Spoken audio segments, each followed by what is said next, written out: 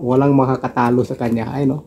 Kaya pagdating sa impeachment, kung matutuloy yung impeachment, hindi po sila mananalo dahil mismo si Sara Duterte ang magkukuman.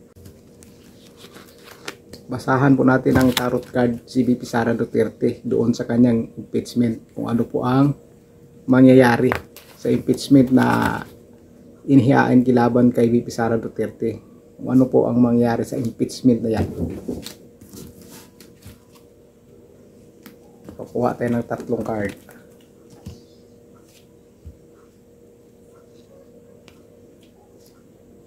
Tang.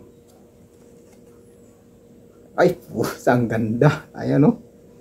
King of Swords. Ayan. Napakaganda po. Ang ganda ng upo ni VP Sara Duterte oh. May hawak na espada. Nasa crown siya oh. Ayan oh. Chill. Chill lang po. Chill lang po si VP Sara Duterte. Ayan oh. Walang makakatalo sa kanya. Ayan oh. Kaya pagdating sa impeachment, kung matutuloy yung impeachment, hindi po sila mananalo dahil mismo si Sara Duterte ang magkukuman. Siya ang masusunod dito. Dahil siya ang nakaupo sa trono. O diba? So ibig sabihin, siya po ang mananalo kung matutuloy po ang impeachment. Ayan po. Ano ibig sabihin yan, diba? May espada na, may crown pa, nakaupo pa sa trono. O diba? Panalo siya kung matutuloy yung impeachment. Ayan o, panalo na siya. Hindi po siya matatalo dahil siya po yung pinakaalas. Sabaga siya ang magkukuman sa lahat. Sabaga lahat ng ilalabas ng ebidensya o lahat ng ilalabas niya ng mga kontra-ebidensya doon sa mga kalaban ay tugma po. Sa kanya po ang masusunod. Kaya ang ibig sabihin niyan, ipapanalo niya kung matutuloy yung impeachment, kung hindi mababasura pagkatapos ng eleksyon. Ayan. Baka nga hindi pa matuloy yung impeachment eh. Dahil pagdating ng pagkatapos ng eleksyon ay baka mabasura yung impeachment. Ito po yun. Dahil siya na po ang magkukuman. Ibig sabihin, mananalo po yung mga kandidato ni VP Sara Duterte. Mananalo. Pangatlo. Ayan. Ayan oh. Kita nyo. Kagaya ni Pangulong Rodrigo Duterte yung hula ang ano niya. Ayan oh. Panalo talaga. Shield oh, hindi siya kayang anuhin talaga. Panalo, nakasakay pa sa kabayo. Kagaya kay Pangulong Rodrigo Duterte. Mananalo. Mananalo po talaga oh. Mananalo po talaga si VP Sara Duterte sa impeachment kung matutuloy ah. Ayan. Una nakaupo lang siya. Ngayon, full shield na siya. May star pa, di ba? Pagwawagi yan eh. Pagwawagi star. Di ba pag nananalo ka, kakatanggap ka ng star. Di ba? Pagwawagi yan. At sa baga, ito na yung ano niya, pinaka-price niya, pinaka-premium niya. Ayan, nakasakay na sa kabayo, full-shield. Walang ang makakatalo talaga VP Sara Duterte. Ayan, kahit anong gawin last impeachment, oh, panalo po talaga siya. Matuloy man o hindi, si VP Sara pa rin ang magwawagi. Oh. Ayan, oh. Matuloy man. Baka nga, hindi pa matuloy pagkatapos ng eleksyon.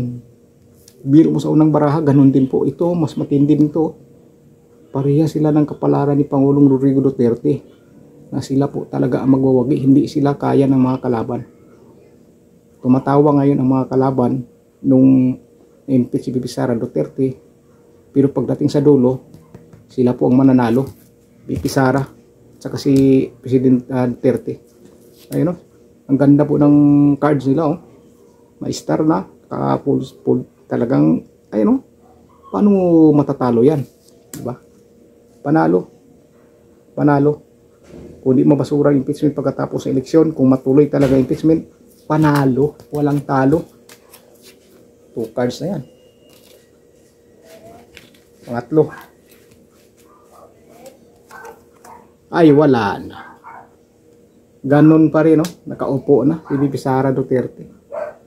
Pagwawagi na. Sa kanya na po talaga lahat. Ayan, kaupo na sa trono. Ayan, no?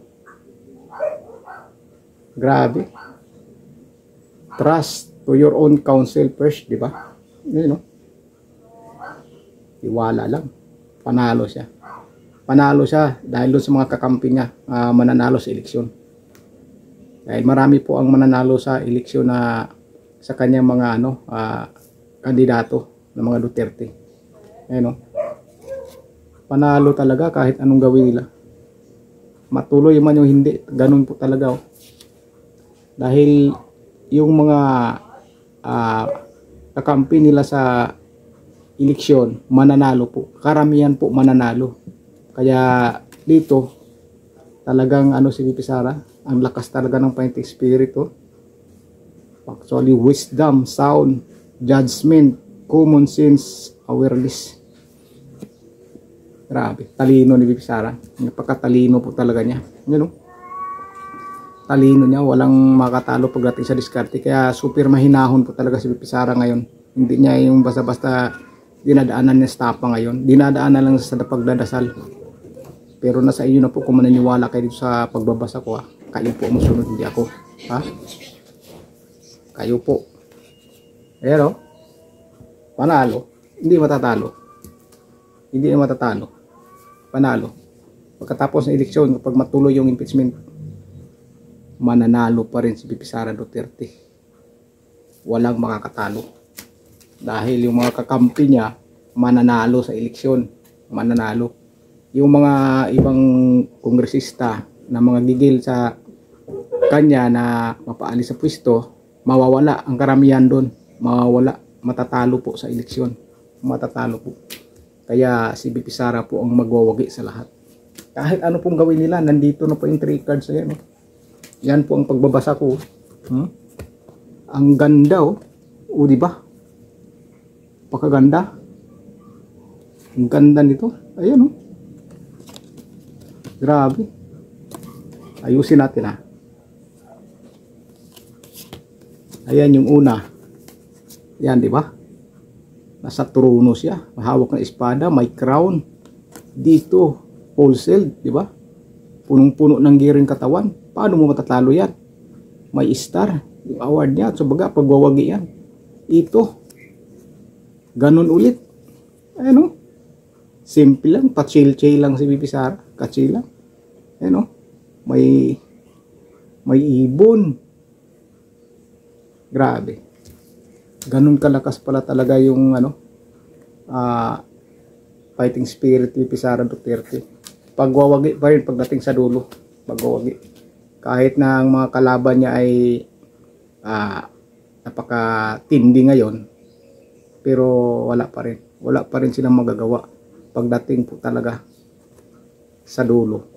Si VP Sara pa rin ang huling halakhak. Dahil po ito sa mga kakampi niya. Hindi lang dahil sa ginagawa niya. Dahil may mga kakampi siya dito. Marami po siyang kakampi. Isa na po yung mga tumatakbo ngayon sa pamumuno ni Pangulong Rodrigo Duterte. Senatorial at saka sa mga congressman. Marami po kasi ang mananalo dyan. Ayan po ang mga kakampi ni VP Sara Duterte na magpapapanalo sa kanya sa impeachment. Yan po. Pero pagkatapos po ng eleksyon, nasa mga 80% po, hindi matutuloy yung impeachment. Sa 80% pagkatapos ng eleksyon. Kung matuloy man, wala. Panalo pa rin siya. Panalo pa rin. Yan po ang nababasa natin dito sa tarot card. Pero nasa inyo na po kung maniniwala kayo. Ako lang po ito nagbabasa. Ang Panginoon pa rin ang masusunod sa lahat. Dahil tiwala lang kayo sa Panginoon. Tiwala lang kayo sa Panginoon. Na yung nababasa ko dito ay maging totoo. Pero nasa inyo na po ang desisyon kung maniwala kayo hindi. Pero sa puso ko, sa isipan at sa puso ko, damdamin ko, magwawagi po si VP Sara Duterte. Hindi po siya maalis sa pwesto. At pagdating ng panahon, makukuha niya ang trono, maging pangulo po si VP Sara Duterte. Maging pangulo po siya. Lahat ng pinagdadaanan niya ngayon ay malalampasan po niya yan kasama si Pangulong Rodrigo Duterte. At sa dulo, siya na ang magmamando. Nakaupo na siya sa trono. Hari, tapos yung pangalawa, yung babae, iisa pa rin. Trono pa rin ang inuupuan. Trono. Kaya dyan na po makikita na siya naman ang magmamando sa lahat.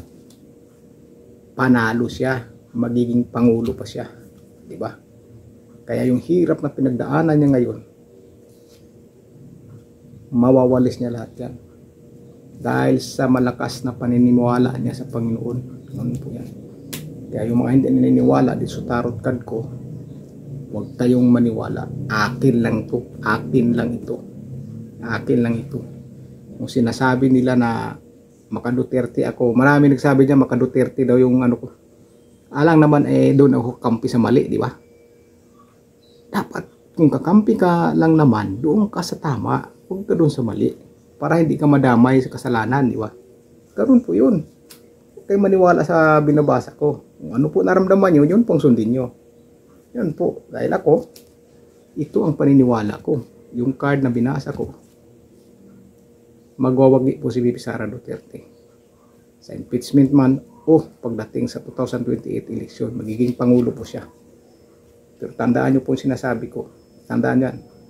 Magkatotoo po yan. Kaya kung bago lang po kayo sa channel ko, at kung nagustuhan nyo itong video na to, huwag sana kalimutan mag-like at paki-subscribe na rin po. At paki-comment na rin po dyan sa baba kung ano po ang comment nyo. Magagalit pa kayo dito o hindi. Sige po. Bye-bye. Ingat po kayo. God bless po sa inyong lahat.